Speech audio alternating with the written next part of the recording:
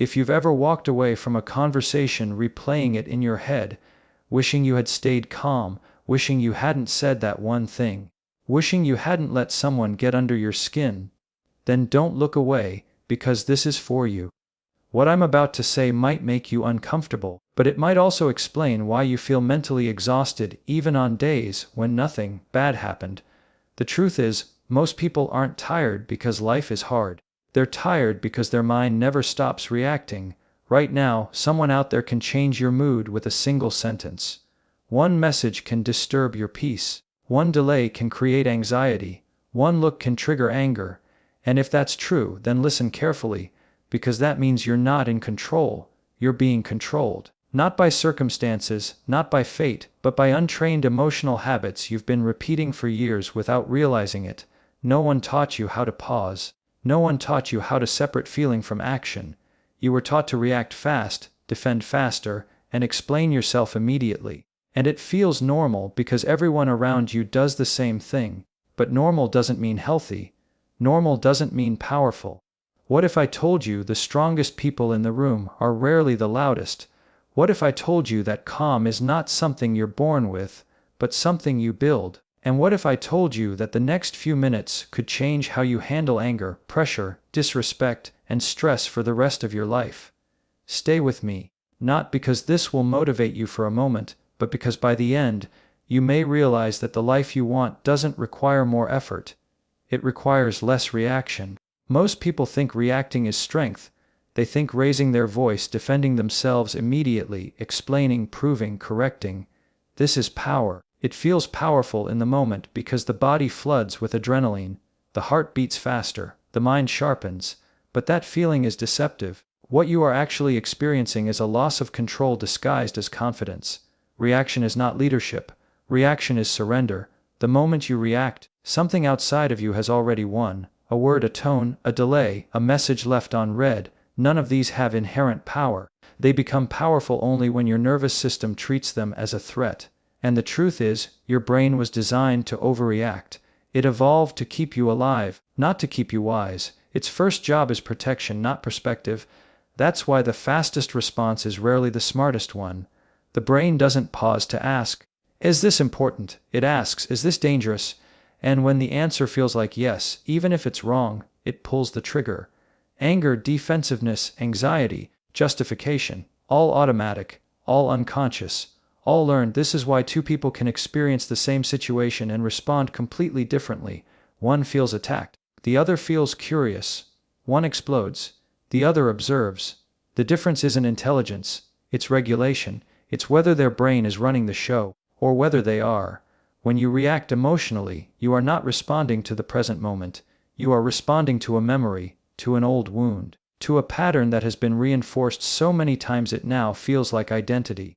That's just how I am is usually code for, I've never questioned this habit.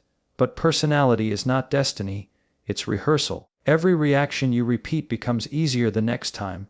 The brain loves efficiency. If yelling worked once, it will suggest yelling again.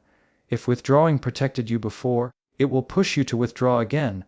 Over time, these reactions harden into reflexes, and reflexes feel automatic because they are. Here's the part most people miss. Reacting does not protect your dignity, it exposes it. When someone can provoke you into losing composure, they have access to your inner world. They don't need power over you, you give it to them. A raised voice, a sarcastic comment, a rushed explanation, these are signals. They say, I'm not steady. And people read that, whether they admit it or not. Calm, on the other hand, communicates something different. It says, I'm not threatened by this. And nothing is more disarming than a person who refuses to be pulled into chaos. Not because they're detached, but because they're anchored. Think about the moments you regret most. Rarely are they moments of silence. They're moments of reaction. Things said too fast. Messages sent too quickly. Decisions made in heat rather than clarity. Reaction narrows your vision. It convinces you that the immediate moment is everything, that this must be handled now, that urgency is necessary, but urgency is often a lie told by fear. There is a psychological principle at work here. The brain cannot tell the difference between emotional threat and physical danger. Rejection feels like survival risk. Disrespect feels like annihilation. Being misunderstood feels like exile. so the body responds as if something terrible is about to happen, but in most cases, nothing is. And yet we act as if it is. When you learn to see reaction for what it is, a stress response, you stop romanticizing it, you stop calling it honesty or passion or authenticity, you see it as dysregulation, and once you see it clearly, you can interrupt it. This doesn't mean you become passive, it means you become precise. You stop answering questions that don't deserve answers. You stop defending yourself against assumptions. You stop explaining your worth to people who are committed to misunderstanding you. Reaction keeps you busy. Non-reaction keeps you free. There is also a philosophical depth to this. If your inner state is determined by external events, then you are living reactively, not intentionally. Your peace is rented, not owned, and anything rented can be taken away. Mastery begins when your internal world is no longer at the mercy of the external one. This is why disciplined minds move slower. They create space between impulse and action. They understand that silence is not absence, it is strategy. They know that not every stimulus requires a response, and not every provocation deserves attention. The ability to choose is the ability to pause. Reaction feels like engagement, but it's actually avoidance. It avoids the discomfort of sitting with emotion. It avoids the uncertainty of not knowing. It avoids the vulnerability of restraint. But restraint is not suppression, it is conscious delay. It is saying, I will decide how this affects me. And when you stop reacting, something remarkable happens. You begin to see more clearly. You notice patterns instead of getting lost in them. You hear what's being said beneath the words. You respond from values, not wounds. And people feel that difference. They may not articulate it, but they sense it. Because the person who cannot be rushed cannot be controlled. The person who cannot be provoked cannot be manipulated. The person who does not react impulsively is always one step ahead. This is not about perfection. You will still feel emotion. You will still feel the surge. The goal is not to eliminate reaction, but to outgrow obedience to it. To feel the impulse and not follow it. To notice the trigger and not identify with it. That is real strength, not loud, not performative, quiet, steady, unavailable to chaos. And here is the thought to leave you with every time you choose not to react. You reclaim authority over your own mind. And the more authority you reclaim, the less anyone else can take from you. If reaction is the loss of control, then the pause is where control is rebuilt, not dramatically, not loudly, quietly, almost invisibly. Most people underestimate the pause because it doesn't feel productive. It doesn't give you the rush of speaking back or proving your point. But that's exactly why it works. The pause interrupts the oldest habit your brain has: the need to act immediately in order to feel safe. When something triggers you, the body responds before the mind can catch up. Muscles tighten, breath shortens, thoughts speed up. In that moment you are not thinking, you are preparing to defend, to escape, to dominate, or to submit. And if you move from that state, whatever you do will be shaped by fear, not intention. The pause creates just enough distance for intelligence to return to the room. Psychologically, this matters more than most people realize. The brain is not one unified system. The emotional centers fire fast, the reasoning centers fire slower. Without a pause, the faster system always wins. You speak before you think. You act before you choose. But when you slow down, even by a few seconds, you allow the higher part of the mind to engage. That is not self-control in the moral sense.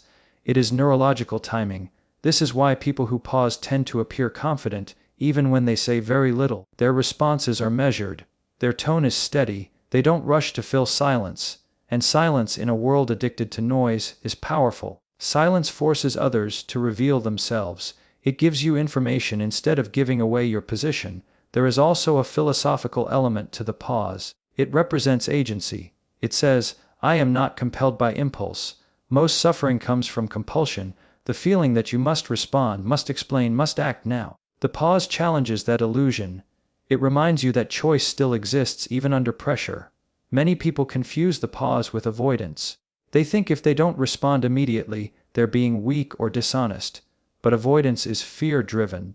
The pause is discipline-driven. Avoidance runs away from discomfort. The pause sits with it. It allows the emotion to rise without letting it decide. Emotion is information, not instruction. That distinction changes everything. Feeling angry does not mean you should act angry. Feeling anxious does not mean something is wrong. Feeling offended does not mean you've been harmed. The pause allows you to separate what you feel from what you do, and that separation is the foundation of maturity. Consider how often urgency is artificial. A message demands a reply, a comment expects a defense, a situation pressures you to decide. But urgency benefits the person applying it, not necessarily you. When you pause, you refuse to be rushed into someone else's agenda, you take ownership of your timeline, and time more than anything clarifies. There is also a physiological effect. When you pause and breathe, you signal safety to the nervous system. The body shifts out of threat mode, heart rate slows, vision widens, you literally see more options. What felt like a binary choice becomes a spectrum. What felt like an attack becomes a misunderstanding. What felt personal becomes impersonal. None of that happens without space. The pause is also where self-respect lives. Not the performative kind, but the quiet kind that doesn't need validation. When you pause, you are saying, "My response matters." You are treating your words as something valuable, not something to throw away impulsively. Over time, this changes how others treat you, but more importantly, it changes how you treat yourself. Think about the people you respect most. Rarely are they the most reactive. They don't rush to speak. They don't dominate conversations. They listen. They consider. And when they finally respond, it carries weight. That weight comes from restraint, not volume. The pause also protects you from unnecessary conflict. Many arguments exist only because someone responded too quickly. A tone misread. A joke taken personally. A moment escalated. The pause de-escalates without effort. It removes fuel. And without fuel, most fires burn out on their own. This doesn't mean you never speak up. It means you speak up from clarity, not emotion. The pause ensures that when you do respond, it aligns with your values, not your triggers. You stop reacting from old wounds and start responding from present awareness. There's a deeper layer here. The pause is a form of freedom. If you cannot pause, you are not free. You are governed by impulse. Freedom is not doing whatever you feel. Freedom is choosing what you do with what you feel, and choice requires time, even if it's brief. Over time, practicing the pause rewires the brain.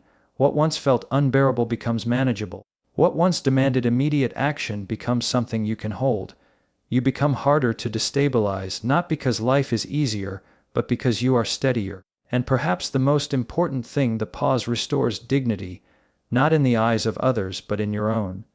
You stop betraying yourself for the sake of reaction. You stop saying things you don't mean and doing things you don't respect. You begin to trust yourself, because you know you won't abandon your principles under pressure. So the next time you feel the surge, the tightening, the urgency, the need to respond, remember this.